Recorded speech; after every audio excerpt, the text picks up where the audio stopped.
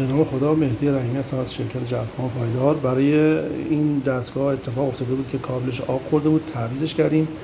کابل عبور میدید، اگه کابل براتون فرستادیم میاد داخل این قطعه، اینم عبور میدید و این آب بند اینجاست که گردخوری داره، از این قطعه عبورش میدید میاد اینجا. این کابلا دوتاش میخوره به این پایین قسمت SMP برای برقشه، این کابل هم میخوره اینجا برای ریست و کارهای دیگه برای این قسمت وصل میشه به قسمت نتورک.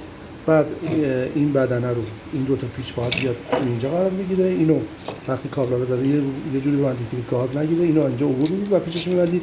این استراکچر اینجوری به این صورت قرار میگیره. وقتی تموم شد در پوش روش که بلوریش روش هست قرار میدید، سانشیلد رو میبندید و ازش استفاده میکنه. این مدل دوربین SN9 6084 یا 784 RP سامسونگ تکوین قدیم یا هانوور ویژن جدیده. با تشکر، ژعفرخان پایدار.